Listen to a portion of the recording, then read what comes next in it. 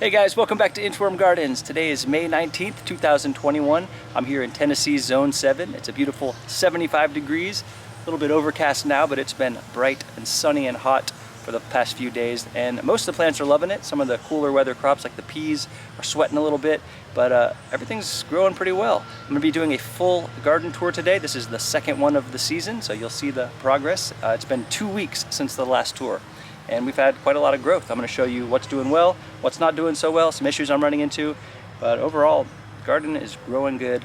Let's get started on this tour. All right, so the tour starts here with our hops. This is our Cascade hops. Growing nicely. It's made it up to that wire. We're going to trail it over there. This is the Summer Shandy variety of hops, and as you can see, it's not doing as well. I'm going to get some string to lead it up there. This is, these rhizomes that I planted were just a little bit smaller, so they're not doing as well. This one was big and beefy, and as you can see, it's very vigorous and growing well. But hops are a really great crop to grow, very easy. You do want to keep them in containers though, because man, those rhizomes will spread. They'll take over your whole garden. And over here we have our Scarlet Runner Bean. Been enjoying these nice red flowers. It would prefer a little bit larger trellis. As you can see, it's reached the top and doesn't really have anywhere else to go, but that's okay.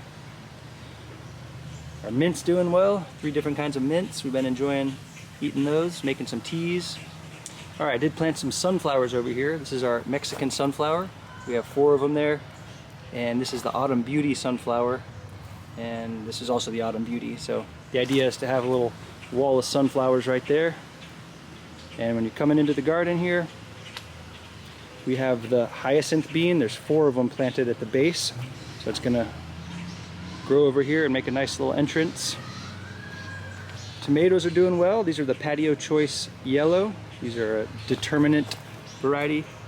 And we're getting some fruit set. Check it out. Lots of flowers, lots of fruit set. Looking forward to those fresh tomatoes.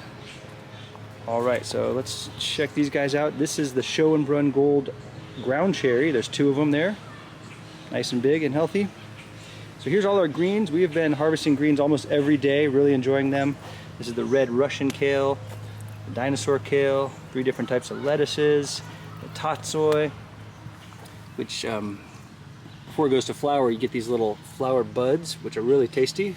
Tastes just like broccoli, but a little sweeter. The broccoli rapini is going to flower.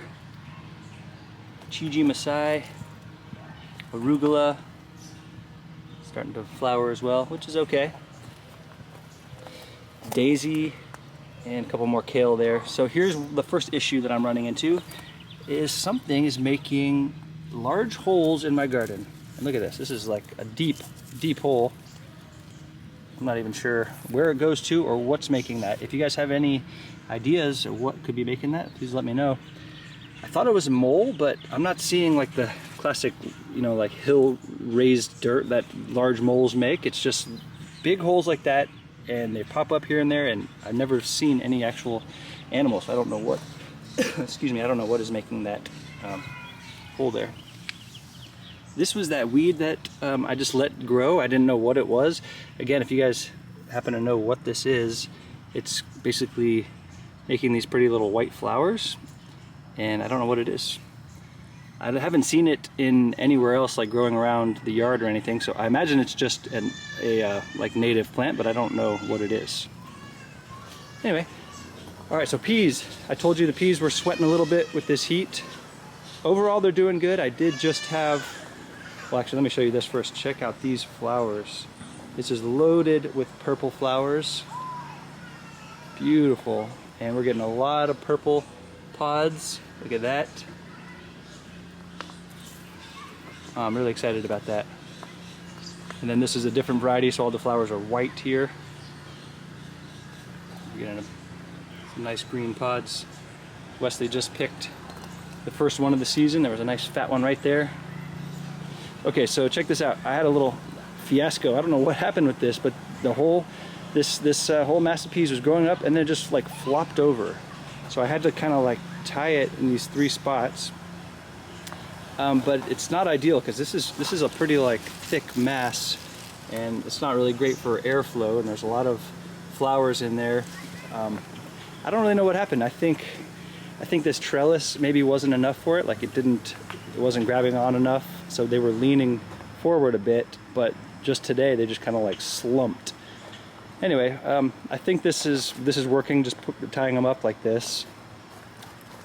But anyway, it's just something I gotta keep an eye out for. I feel like there's a lesson to be learned here. I'm not sure what it is yet. Maybe I planted them too closely, didn't give them enough support. I don't know, who knows? Constantly learning, but hey, it's still loaded with flowers. We're still gonna get a lot of peas off of that guy. I'm not too worried. All right, this is the butternut squash. We've got 3 of them growing there. We're gonna let that trail out and grow along the bed here. This is a buckwheat, the Takane Ruby buckwheat. Our sweet corn, doing real good. Okra, okay, here's issue number 2 that I'm running into with okra is ants. Man, I have just ants covering these guys. Let's see, of course they're not here right now, but like they just munched this whole fruit here. And aphids are pretty bad as well, and of course the ants are, you know, working symbiotically with the aphids. So that's bringing them. Anyway, it's just, I feel like it is affecting the growth of these okra a bit, having all these ants and aphids. But this exact thing did happen to me last year, and they just basically had just a slow start. But later in the season, once the pest pressure kind of went away, or they finished their life cycle, whatever, they really took off. So I'm not too worried about that either. But also those little holes, whatever they are, a mole or a vole, mouse, snake, I don't know what it is, they're also along the base of my okra. So anyway, just something to keep an eye out. That's our strawberry spinach, toothache plant there. Check out this carrot. I told you I was going to thin these. I still have not thinned them. They're planted way too closely, but I don't think it's an issue yet because the roots are probably all still very small at this point, but I probably do need to thin those out. Another daisy here. Check out this kohlrabi. Every day my son Wesley is asking if we can harvest it, which we probably can. I think it's supposed to get like tennis ball size. This is like large golf ball size, so I think it could get a little bit bigger, but I should probably just let him harvest that soon. It's looking nice. There's like 5 of them in there. The other ones are not as large of a bulb. I think they kind of just got crowded a little bit. They're probably fighting for some sunlight. This is borage. I'll come around the other side to show you these flowers, these beautiful green radish flowers. Check out this barley. This is the black holeless barley. This is really growing well. The dahlia bulbs. We're getting some little flower buds there. All right, check out all the fennel and dill, doing really nice. That's dill, Florence fennel. This is the bronze fennel over here. Purple opal basil, mamelo basil, lettuce leaf basil. Check out these big curly leaves. Lime basil. Just started picking off some flowers there. You want to pinch off the flowers to encourage more leafy growth for basil. A little tip there. Cardinal basil. And the holy basil is still very small, but it is growing. I'm not concerned with it anymore.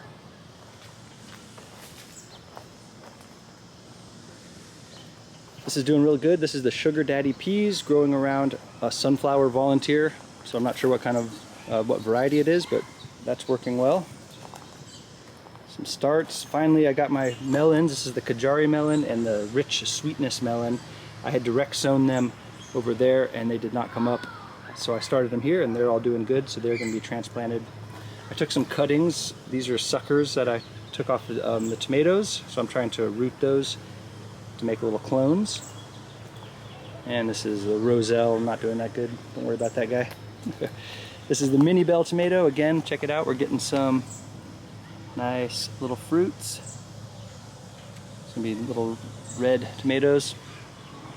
All right, check out these beautiful radish flowers. Really pretty whitish, yellow, purple. Really, really nice. So I mentioned early on in my videos that I plant this green radish variety for these flowers because they're some of the very first flowers to show up in the gardens. It brings the pollinators. They're really pretty. And then after the flowers, they're gonna be little seed pods. They look like they're like this big, and you can eat those, and they have a mild radish flavor. So I think if you're not a big fan of radishes, grow them for the flowers and try the seed pods. Oh, and that reminds me, we did just harvest just a few days ago. We harvested all of these radishes here, and we made some really nice baked radishes. I'm gonna throw a picture up here of how it turned out. We literally just chopped them up, baked them in the oven with some olive oil and salt and some thyme, and man, they were tasty. So if you don't like radishes, there is ways that you can prepare them to enjoy them more and change the flavor a bit, because they're a good fast crop. This is the glass gem corn, doing just fine. Some beets. All right, check out the tomato wall. These guys are doing just fine. I have stayed on top of pruning them, which I'm happy to say. Some of them, okay, let me take a step back here. So because I'm growing these guys so closely, I need to stay on top of keeping them pruned to one stem, because they're gonna be growing up these stakes here.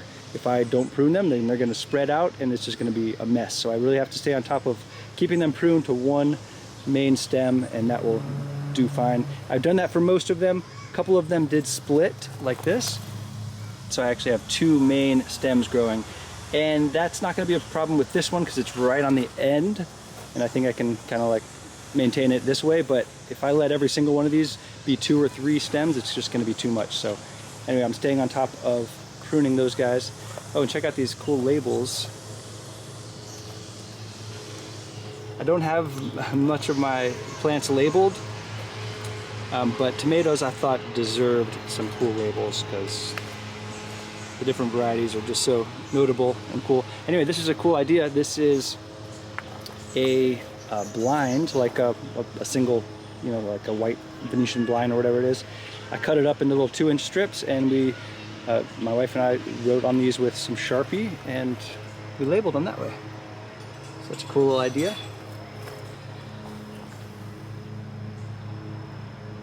Check them out. Healthy, happy tomatoes. Lots of flowers coming on, and we do have some fruit set as well. And these are all your larger, like beefsteak style tomatoes, which is really exciting. You can focus. There you go. That one's the Thorburns terracotta. We're gonna get a lot of good tomatoes. All right, this nasturtium, doing well. Gomphrena. This is a strawberry calendula, and there you go. Check it out, little bud. This is Selpa glossus flower, my teddy bear sunflower I just transplanted. Check out these beans, doing real well. This is a flower, spacing on the name of it. See, that I should have labels for when I can't remember the names of stuff, but most stuff I do remember. This was a volunteer something or other squash that was growing in our compost, so I moved them over here. Some more beans, and our marigolds are struggling a bit. All right, there you go. So there's those beds. Got a couple more. Hang in there. All right, our peppers. Check it out. This is the Puma pepper. There's a nice dark foliage. Habanada. This is the jalapeno. A couple sugar rush peach. And again, we do have some little baby fruits happening. Look at this pretty Murasaki purple. Got those really pretty purple flowers. Poblano, and our shishito pepper. Thai basil. Zinnia flowers are finally coming up. This is the purple tomatillo. Got a little purple tomato cage for that. That's another Schoenbrunn gold ground cherry. This is the green tomatillo with the green tomato cage. Thought that was cool. And let's see, that is the purple coneflower, lemongrass, and I don't remember. I do have everything written down, so if I ever need to refer back to that, I can. All right, here's the little herb circle. We got our bee balm, the lemon bee balm, cilantro, curled parsley, oregano, thyme, lemon balm. Okay, check it out. This is my first year growing strawberries, so there's probably something I'm supposed to do with these runners. One thing I did, which I thought was pretty cool. So this pocket right here, this was the one spot where a strawberry had died. For whatever reason, it didn't survive. And then up here, check it out, this plant threw out a runner. So I just strung it down here and planted it right there, and it took. Now it's sending out its own runner. So these basically, as far as I know, they stretch out and they will drop themselves down and create another plant. That's how the plant spreads. So I guess probably what I should do is just cut these, but I hate to do that. So I have potential for more strawberries. Yeah, there you go. Anyway, so got any strawberry advice for a planter like this, let me know. We have been enjoying them. I have to say probably 90% of the fruit that we eat is not fully ripe because the kids are just a little impatient. They probably get that from their father. But they're still good, even like a little bit pinkish like this. They're still tasty, but if we can contain ourselves and wait, I'm sure they'll get nice and dark red and juicy. Okay, last bed here, kind of the least exciting. Just because everything's a little small, but I know it will be growing and be huge just real soon. Oh wait, what is this? Just got a little distracted by these guys. What's up, girls?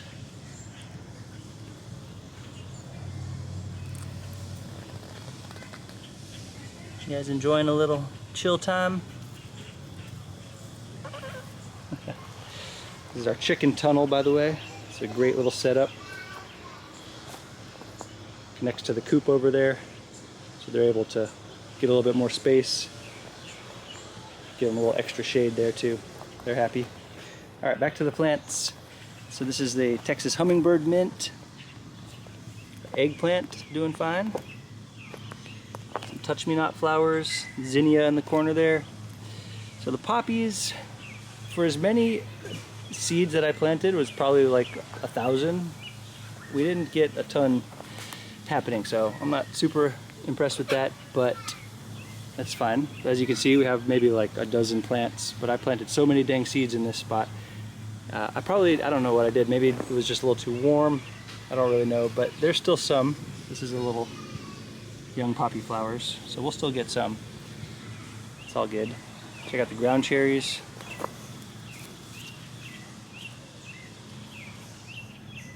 Have a ton of those.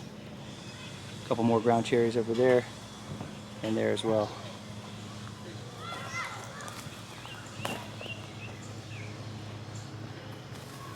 So there you go.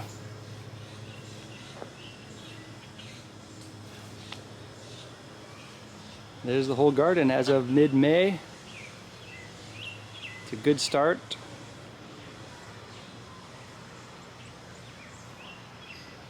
And come summer, it's just going to be completely transformed. I mean, every couple weeks it's changing.